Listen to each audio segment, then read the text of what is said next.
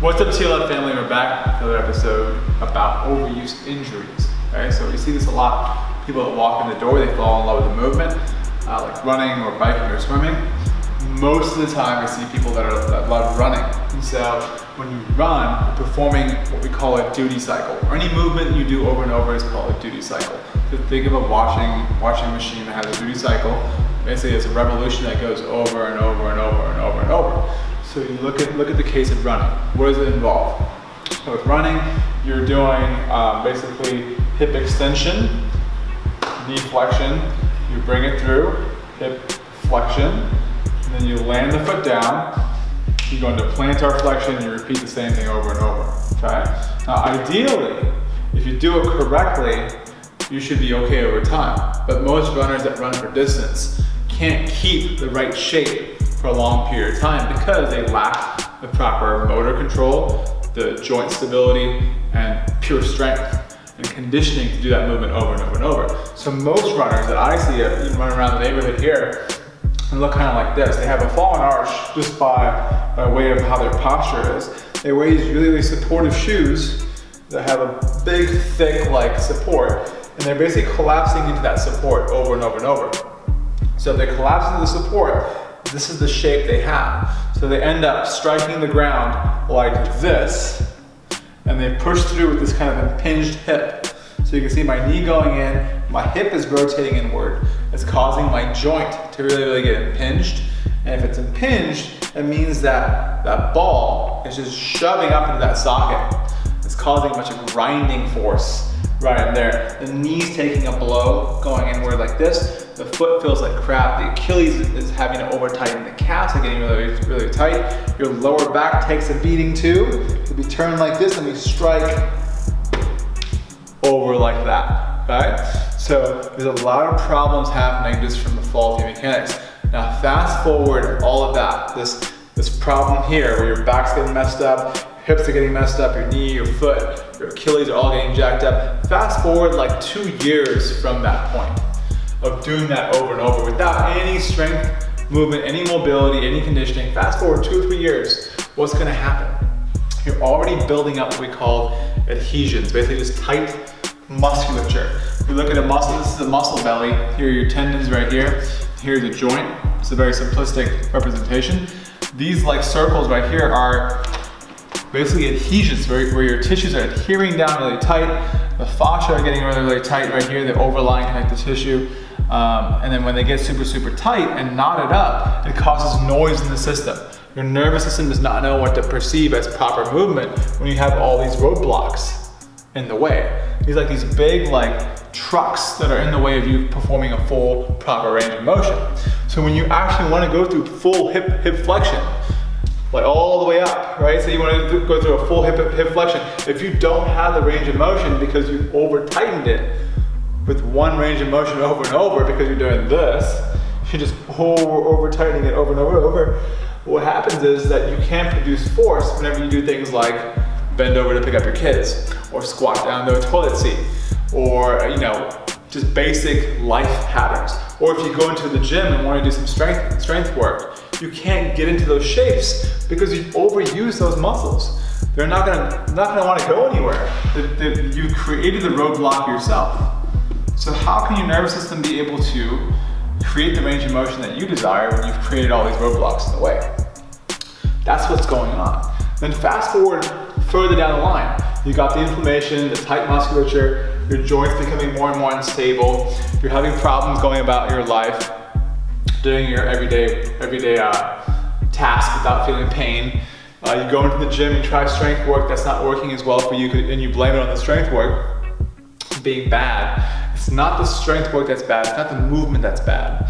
It's that we don't have the prerequisite conditioning or strength or stability at the joint to be able to do that movement. There's a big distinction there, okay? And that's purely because we've told our nervous system to train this one movement over and over and over for a long period of time. That's what's going on. So we'll always perceive it as noise. We're like, this tightness, this pain is just saying, oh, I don't know this range of motion, I want to stay away from it. So instead of having non-painful movement, you have painful movement, and your body associates that squat or that deadlift pain. So it runs away from that. Because your body does not want to experience pain. It doesn't want to have that. Like, who wants to experience pain, right? So your nervous system runs far away from those movements that could be highly beneficial for you. So you have squats that can be bad for you, and you have squats that can be really good for you, depending on your prerequisites. What have you done to improve the integrity of your joint? Your mobility work, your stability work, your strength work, your conditioning work, your soft tissue work, all those things. What have you done to actually be able to perform that movement that can have really, really high return in the long run if you do it correctly?